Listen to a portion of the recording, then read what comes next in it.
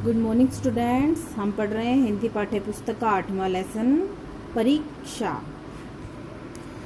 जब रियासत देवगढ़ के दीवान सरदार सुजान सिंह बूढ़े हुए तो परमात्मा की याद आई।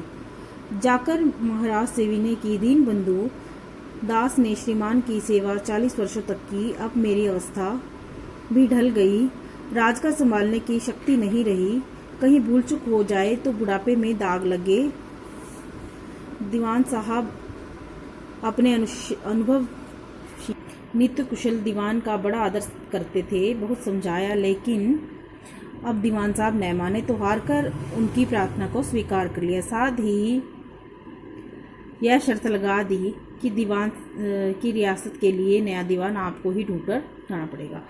तो विज्ञापन निकाला गया। देवगढ़ के लिए एक सुयोग्य दीवान की जरूरत है, जो सज्जन अपने को इस पद के योग्य समझे। वे वर्तमान दीवान सरदार सुजान सिंह की सेवा में उपस्थित हों। यह जरूरी नहीं कि वे ग्रेजुएट हों, मगर हष्ट पुष्ट होना आवश्यक है। 1 महीने तक उम्मीदवारों के रहन सहन, आचार विचार की देखभाल की जाएगी। विद्या का कम परंतु कर्तव्य का अधिक विचार किया जाएगा। जो महाशय इस परीक्षा में खरे उतरेंगे वे उच्च पद पर सुशोभित होंगे। इस विज्ञापन ने सारे मुल्क में हलचल मचा दी। ऐसा ऊंचा पद और किसी प्रकार का कोई वो नहीं, और नसीब का खेल। सैकड़ों व्यक्ति टूट पड़े। प्रत्येक रेलगाड़ी से एक रेला उतरता। कोई पंजाब से आता, कोई मद्रास चेन्नई, कोई फैशन का प्रेमी, कोई सादगी पर मिटा हुआ। पंडितों और मौलवियों पर भी अपने अपने भाग्य आजमाने का अवसर था। रंगीन चोगे, नाना प्रकार के अंगरखे कंटोप देवगढ़ में अपने सज्जत दिखाने लगे, लेकिन विशेष संख्या ग्रेजुएटों की थी। सरदार सुजान सिंह ने इन महानुभावों के आदर सत्कार का अच्छा प्रबंध किया था। लोग अपने अपने कमरों में बैठे हुए महीने के दिन गिना करते थे। हर एक व्यक्ति अपने जीवन को बुद्धि के अनुसार अच्छे रूप में दिखाने की कोशिश करता था, लेकिन मनुष्य का वह बूढ़ा जोहरी आड़ में बैठा हुआ था, देख रहा था कि इन बगलों में हंस कहाँ छिपा है। एक दिन नए फैशन वालों को सूझी कि आपस में हॉकी का खेल हो जाए। यह प्रस्ताव हॉकी में मंजे हुए खिलाड़ियों ने पेश किया। यह आखिर एक विद्या है, इसे क्यों छिपा कर रखें। संभव है कुछ हाथों की सफाई काम कर जाए। चलिए, तय हो गया। फील्ड बन गया, खेल शुरू हो गया। रियासत देवगढ़ में यह खेल बिल्कुल निराली अच्छी बात थी।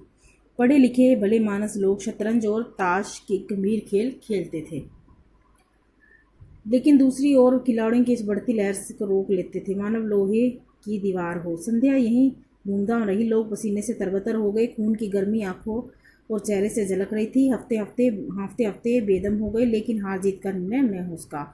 अंधेरा हो गया। इस मैदान से जरा दूर हटकर एक नाला था, उस पर कोई पुल न था। पथिकों को नाले में से चलकर आना पड़ता था। खेल अभी बंद ही हुआ था और खिलाड़ी लोग दम भर रहे थे। एक किसान अचानक अनाज से भरी हुई गाड़ी लिए उस नाले पर आया, लेकिन कुछ तो नाले में कीचड़ और उसकी चढ़ाई इतनी ऊंची थी कि गाड़ी ऊपर न चढ़ सकती थी। वह कभी बैलों को ललकारता, कभी पहियों को हाथ से धकेलता, लेकिन बोझ अधिक था और बैल गाड़ी ऊपर किसान को बार बार जोर लगाना पड़ता था। बेचारा इधर उधर निराश होकर देखता झांकता, मगर कोई नजर न आता। गाड़ी को अकेले छोड़कर कहीं जा नहीं सकता था, बड़ी विपत्ति में फंसा हुआ था। इसी बीच खिलाड़ी हाथों में डंडे लिए घूमते घूमते इधर से निकले। किसान ने उनकी ओर सहमी हुई आंखों से देखा, परंतु किसी से मदद मांगने का साहस न हुआ। खिलाड़ियों ने भी उसकी ओर देखा, परंतु उनमें स्वार्थ था। लेकिन उसी समूह में एक ऐसा मनुष्य था जिसके हृदय में दया थी और साहस था। आज हॉकी खेलते उसके पैर में चोट लग गई थी। लंगड़ाता हुआ धीरे धीरे चला आता था। अचानक उसकी निगाह गाड़ी पर पड़ी। ठिठक गया। उसे किसान की सूरत देखते ही दया आ गई और सब बातें ज्ञात हो गई। डंडा निकालकर एक किनारे रख दिया। कोट उतारकर किसान के पास जाकर बोला, मैं तुम्हारी गाड़ी निकाल दूं? किसान ने देखा, एक गठे हुए बदन का लंबा आदमी सामने खड़ा है। झुककर बोला, हुजूर, मैं आपसे कैसे कहूँ, युवक ने कहा, मालूम होता है तुम यहाँ बड़ी देर से फंसे हो। अच्छा, तुम गाड़ी पर जाकर बैलों को साधो, मैं पहियों को धकेलता हूँ, अभी गाड़ी ऊपर चढ़ जाएगी। किसान गाड़ी पर बैठा और युवक ने पहियों को जोर लगाकर उकसाया। कीचड़ बहुत ज़्यादा था, वह घुटनों तक जमीन में गड़ गया, लेकिन हिम्मत न हारी। उसने फिर जोर लगाया। उधर किसान ने बैलों को हाँकना स्टार्ट किया और गाड़ी नाले के ऊपर थी। किसान युवक के सामने हाथ जोड़कर खड़ा हो गया, बोला, महाराज, आपने मुझे उबार लिया, नहीं तो सारी रात यहीं बैठना पड़ता।